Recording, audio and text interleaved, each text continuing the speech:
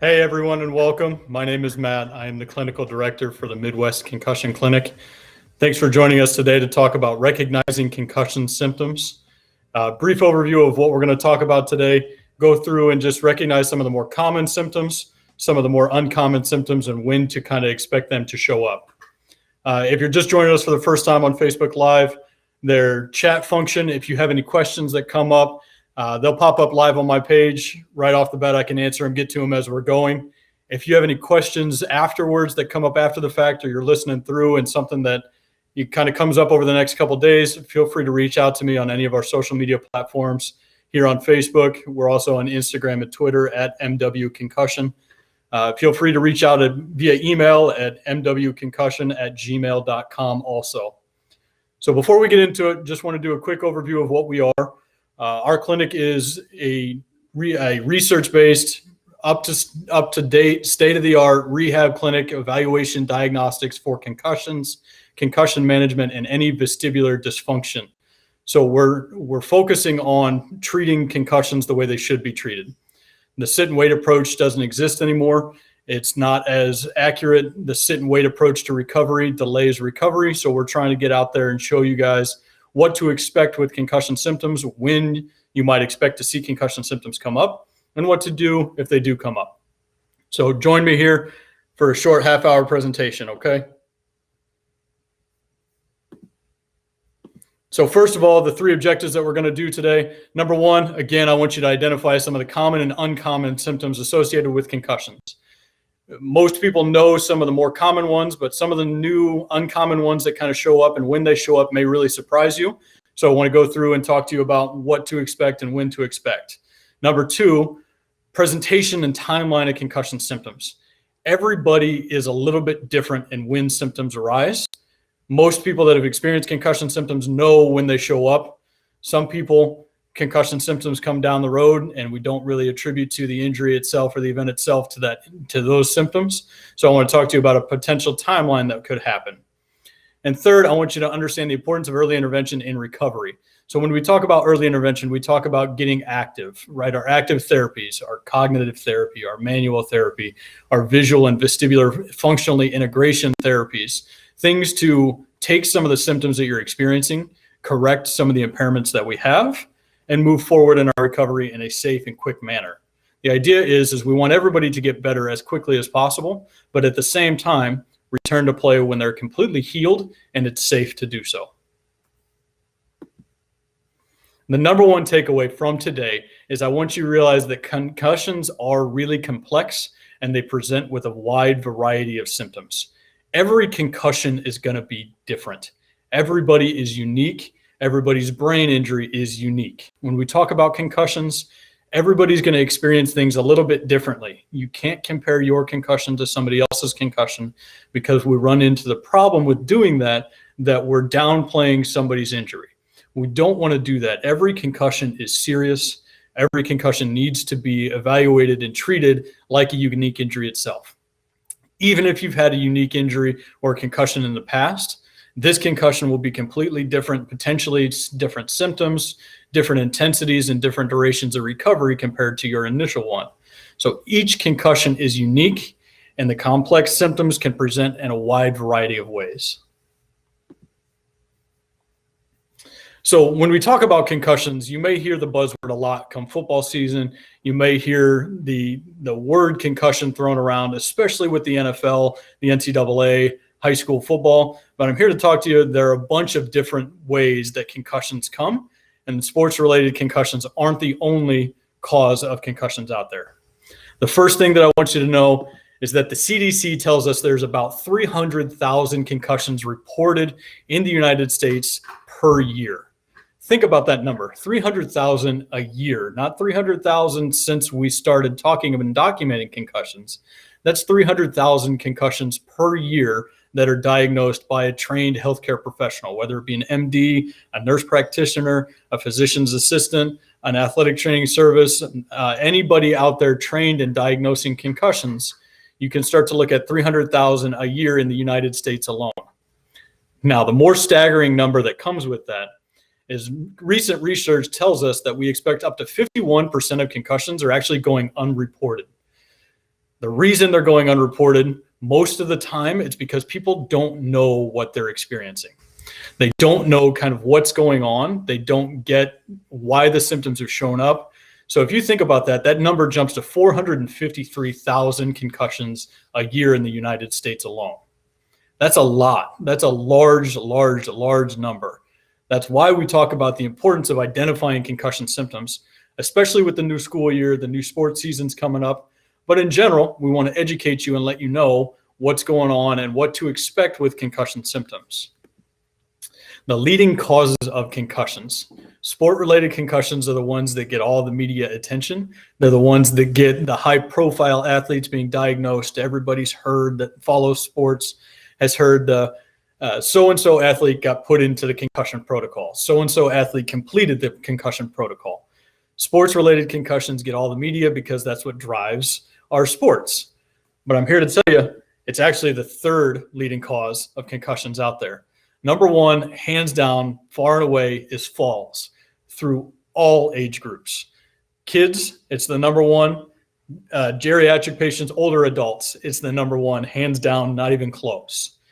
The second one is motor vehicle accidents. Most of the time, this is getting overlooked for motor vehicle accident patients.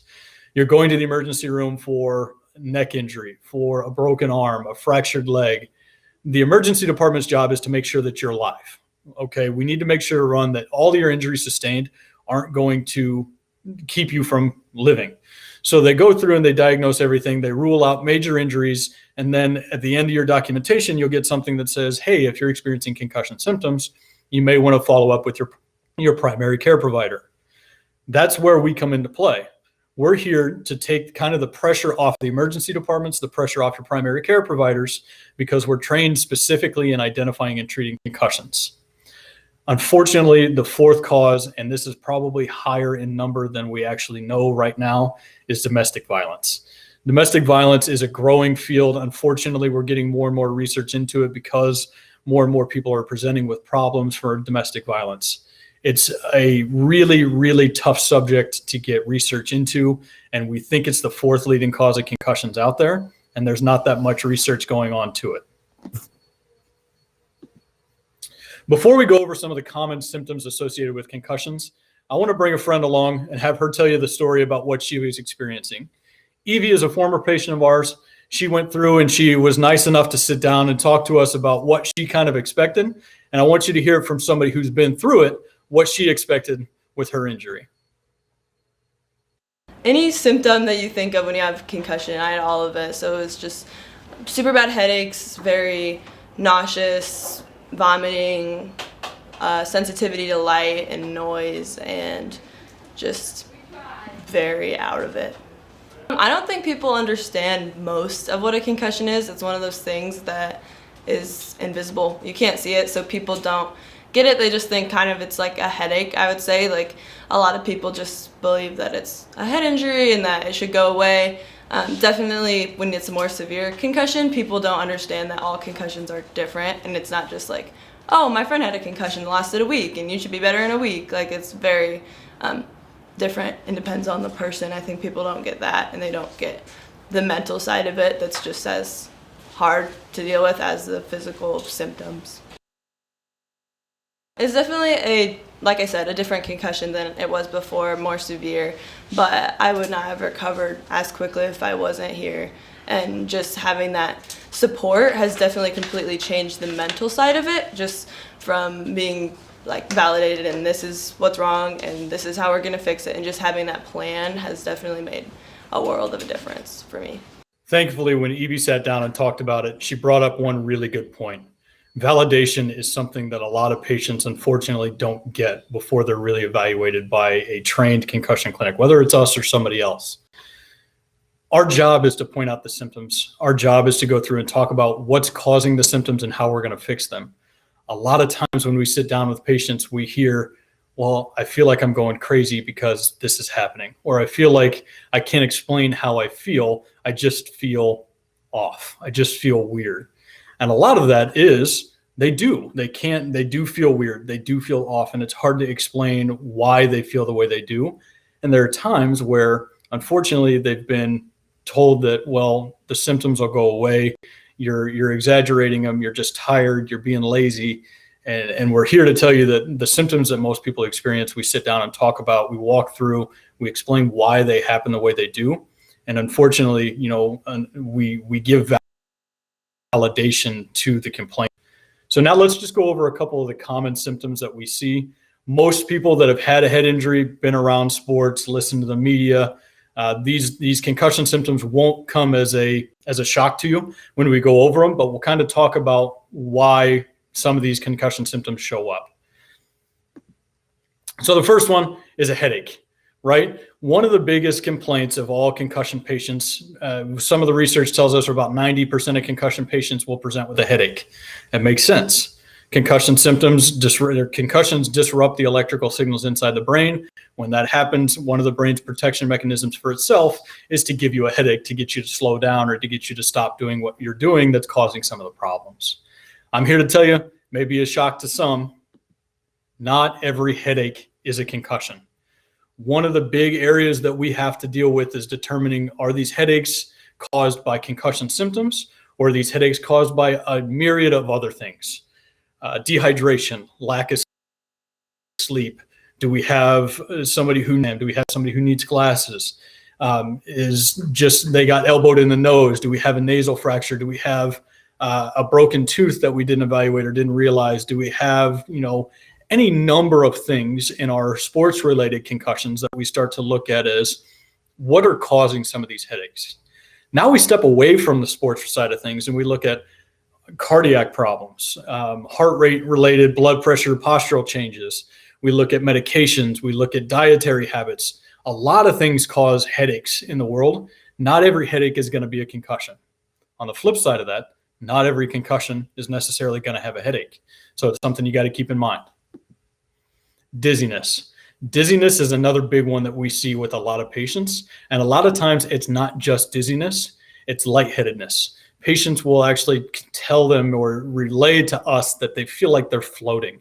They feel like they're kind of moving through. They get a sensation of their body's moving, but they're not.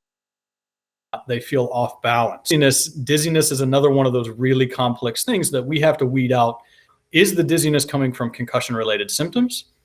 Or is there a vestibular system impairment? Is there a medication reaction? Is there dehydration? Is there lack of nutrition? Is there a nutritional deficit?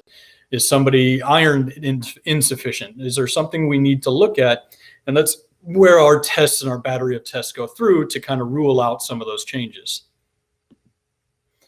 Nausea and vomiting. Nausea is one of those things that is common for a lot of concussions, but vomiting may not be. So you'll see vomiting again on our next slide with uncommon concussion symptoms. Nausea is one of those areas where a natural response for some people is to get nauseous when they're hurt. It doesn't necessarily come with concussions alone, but that's again where we have to weed through and look at some of these symptoms that are coming up. We have to look at the mechanism of injury. We have to look at the overall presentation of all the symptoms together. And we look at how the visual and vestibular integration function happens inside the body. So real quick, just covering those three, there are a lot of things that cause headaches, dizziness, and nausea. That's where it comes down to a concussion specialty where somebody can actually look at the overall symptoms and decide, is this concussion related or is this some other problem that we need to dig into? Not every concussion has a headache, dizziness, and nausea. Not all headache, dizziness, and nausea are concussions. Mental fogginess is something that's really difficult for patients to kind of explain. Some people think of it as disorientation. Some people think of it as I can't concentrate. For me, I like to explain it as it feels like you're floating. It feels like you're going through the motions. It feels like you're almost standing above yourself and watching yourself go through these motions. If you've never had a concussion before, it's a very, very unique feeling. It's a very bizarre feeling at times when we get disoriented. Think about it. Most of us around this area, we've walked through a really foggy day out in the middle of nowhere. You're driving, you can't really see too far in front of you. You can't see the cars beside you.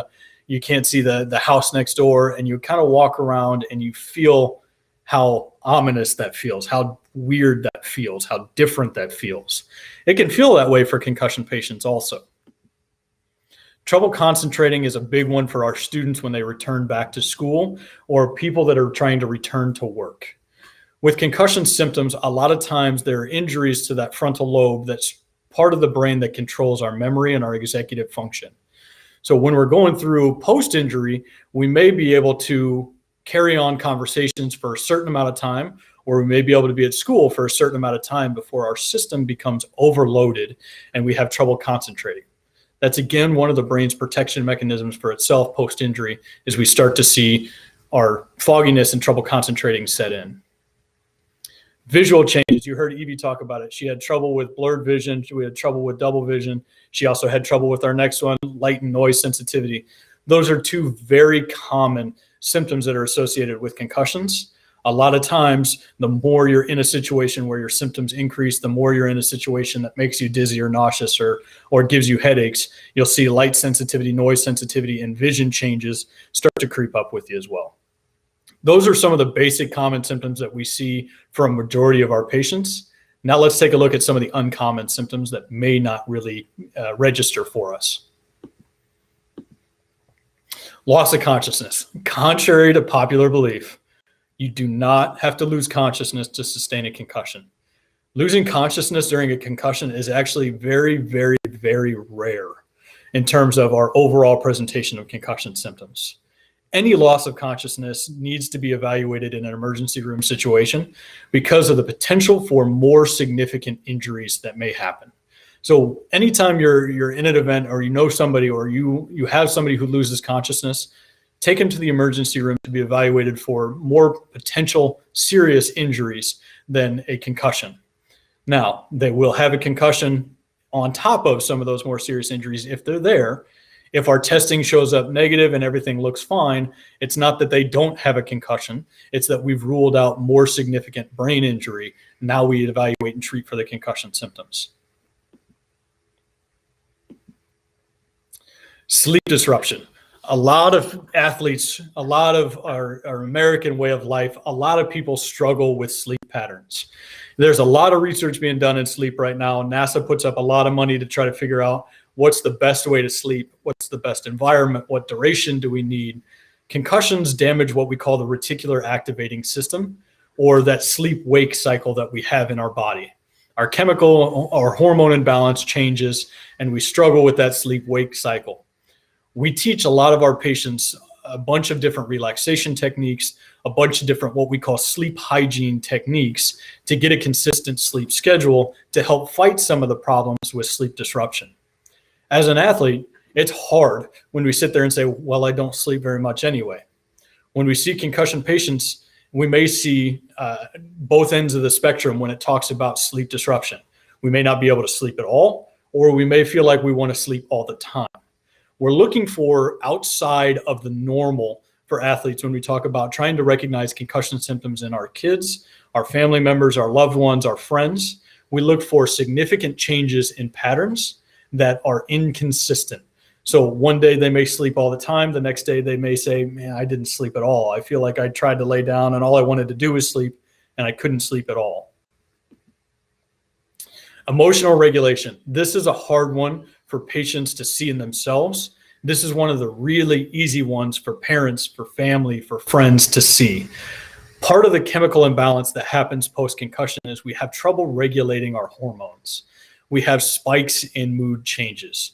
We can have people that get really angry for no reason, really sad for no reason, depressed, anxious. We also have people that can be really happy for no reason. And it's almost like they're on a roller coaster. They'll be really happy and laughing and jovial and excited about life. And then 2 minutes later, it's like, you know, their puppy ran away and they're really sad and they don't know why. And it's hard for them to explain it. Part of that chemical imbalance that's going on with the body is part of those emotional regulation struggles that we have. That does get better, but that's one of the areas that takes a longer time in terms of overall concussion recovery. Digestion difficulties. It goes both ways. Either we're going all the time or we can't go at all. This is usually one of the more severe symptoms that lead for a more significant injury that's going on, but it's also a way that we rule out dehydration during our concussion testings. Are you going to the bathroom with the same frequency? Is the color, the consistency, everything consistent with what you normally feel when you feel fine or healthy? We can start to rule out some of the other symptom presentations that we see, whether it's dehydration, malnutrition, nutrient deficiencies, anything that leads to not concussion-related symptoms. Changes in speech patterns. This one is a really easier one for our family members and friends to recognize in somebody else, harder for us to recognize in ourselves. We'll either slur our speech, we'll speed up, we'll trip over words, we'll actually flip words or syllables around. The easiest time for us to realize or notice these symptom changes and speech pattern changes is as the day goes on, as we get more fatigued at work, at school, after work, after games, where we know symptoms are going to increase. This is an easy one to monitor. Carry on a conversation. Can they have a conversation? Do they start stuttering? Do they start slurring their speech? Do they struggle to find different words or struggle to find the right word at the right time? And then difficulty retaining information. So this is where people struggle when they return to school or work post-injury. They struggle learning new information. They may have all the old information, so any test injury or anything that happened before the injury, they can do well on with the test. But after the injury, a lot of people with testing, schools will say, well, they just didn't study. Well, they just didn't understand the topic. Well, they just didn't like this topic, or they didn't prepare. A lot of times with concussions, they lack the ability to form new memories and that form and retain new information. So that's something to keep an eye on too as we start back up into school or back up into a more consistent work schedule. Red flag symptoms. We're going to go over these really quick because we've kind of touched on them, but these are symptoms that if you're experiencing these, or your kid or family member, loved one, friend is experiencing these prompt an emergency room trip right away. Okay. Loss of consciousness. We talked about it already. Uncontrolled vomiting. So vomiting may occur. With us, anytime vomiting occurs post-injury, I want to know about it because I want to make sure that we're looking at the duration, the consistency, how long, what we're doing before the injury, or what we're doing before the vomiting event, what we're doing after. But any vomiting that goes on uncontrollably for over an hour, we want to go to the emergency room right away because that's an indicative of a more significant structural injury to the brain. We talked about slurred speech. Trouble with speech, slowed down speech patterns, difficulty finding the words. That's more of a safer, if you want to call it safe, symptom. Those aren't the emergency room symptoms. When we have somebody who's talking to us and they start slurring, it feels like they're mumbling, they start drooling, they start losing ability to perform facial features, or you start to see a rapid decline in their cognitive ability. They walk into rooms and they don't remember who you are or where you are. They don't remember who they are. They start to do things that are crazy. One of the jokes we say in the clinic is you try to stick your tongue in a light socket, something that's really outside of a normal characteristic for them. We tell you to take it to the emergency room right away because it's better to be safe than sorry. What we're trying to do is we're trying to prevent an unnecessary trip to the emergency room to save you some time and money to sit there and say, well, all the testing came back negative. You probably have a concussion. Follow up with your concussion specialist or your primary care provider. We're trying to give you some of that guidelines on when to go, when not to. This is where those of you that have access to an athletic trainer at your schools, at the middle school, at the high school, anywhere that you have access to an athletic trainer, they are a wealth of knowledge when it comes to concussion management. They are who we rely on a lot to communicate on a day-to-day basis on what to do. Questions? Ask them if you can't get in contact with us. Okay, this is where symptom timing becomes some of the more difficult things to think about. Immediate symptoms, everybody that's experienced a concussion, somebody that knows what concussions are, they expect it. The event happens, you get hit, you move too fast, you hit your head, you're in a tackle, you're in a motor vehicle accident, you remain down on the court, you have a headache, you get dizziness, the kid removes themselves from playing. One of the easiest things to notice is if somebody's holding their head, rapidly shaking their head, blinking excessively right after an event. That's the easy way for us to notice as people watching, hey, you need to come off the field. You need to come out. We need to talk. One of the big areas that parents, while you're watching games, you can see is out of position and uncharacteristic errors, whether they're turnovers, fouls, blown assignments, not remembering to put your keys on on the hutch, putting your wallet in different places. Things that, for me, my wife tells me to do all the time. and I struggle with. But when we're looking at post-injury or post-event, we look at their ability to perform uncharacteristic things outside of the normal. Same day symptoms. Some people don't experience symptoms until after the game. Their adrenaline comes down, they start to relax, they start to get the anxiety of the game, they start to go through the frustrations that happen during the game. They sit there after the game, and that's when everything sets in. I get headaches, I get dizzy, I get nauseous, I have trouble concentrating. All those things that we talked about early on happen after the game. A lot of times we hear patients when we're doing on-field evaluations, I always get headaches during games. That's a whole nother area that we need to talk about because that's not normal either. But that's where when we talk about people relaying symptoms after the games, we don't want to berate them and say, well, you should have told us this beforehand. In a perfect world, you identify the symptom right as it happens, you pull yourself off because of the risk of further injury if you continue to play becomes a problem. But some people don't experience symptoms until that adrenaline comes down. This is the area that really struggles for some people to comprehend. Concussions are 48 hours after the concussive event. That's the hard part. You'll sit there, you'll go through, you'll have a game, you're in a car accident, everything starts to settle down. We start to get back into our normal routine. Life is normal. I'm doing okay. And then it's like I hit a brick wall. I get headaches, I get dizzy, I get nauseous. And for patients, they sit there and go, what the heck is going on? I can't figure out why I'm feeling the way I'm feeling. They don't remember getting hit. They don't remember the event. So this is where the longer it takes for concussion symptoms to present, the more you'll see patients kind of blow them off. The more you'll see parents, tell kids that, well, you're probably just tired. You probably just didn't sleep well. You probably just didn't eat well. Look back and talk to them about the game. Talk to them about practice. Talk to them about the car accident when they were in. Common myth is you don't have to hit your head. Rapid jolts, rapid movements, rapid spinning can present enough force through the brain to sustain a concussion, which is our electrical injury. So when we sit there and we look at 48 hours post-injury, this can be difficult to diagnose, but we detailed medical history in our exam on what vestibular dysfunctions we have, what we can rule out at the time, all of our testing and our battery of testing that we use to identify symptoms down the road. Again, thanks for joining me with this. I just want to go over real quick.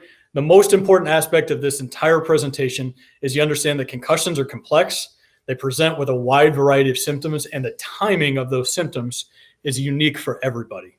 In a perfect world, event happens, we experience the symptoms, we remove ourselves from play, we get evaluated quickly. Sometimes it's harder than that. It takes a while for us to realize the symptoms that we're experiencing could potentially be concussion symptoms. Early intervention, we talked about it at the beginning. I want to touch on it again. In a perfect world, you'll hear me say that a lot. We're evaluating concussion patients within that first 48 hours. Early intervention, the quicker we can get in to treatment, the quicker we can get in to evaluate and begin our recovery plan, the faster and the better your outcomes are. So the faster you recover, the more it is, and the lingering symptoms that happen or may potentially happen, the risk goes down. So ideally, we see you within that first 48 hours. With our clinic, reach out to us on social media, Facebook, Instagram, and Twitter at MW Concussion. Our phone number listed on the screen, 260-432-1800. No referral is needed to get into our clinic. You don't need to go somewhere first to get referred for an evaluation for our clinic. We're an independent clinic here in Fort Wayne. We've got patients that are traveling to us from Dayton, Ohio. We're in Marion, Muncie. We're in Warsaw. We're on Fremont, Angola. We're getting patients traveling from all over the area to get evaluated and get treated by a specialist that understands the complexities of concussions. Thank you all for joining me. Really appreciate it. If anybody has any questions, feel free to reach out here on our Instagram, email at mwconcussion@gmail.com. Hope to see you soon. Take care.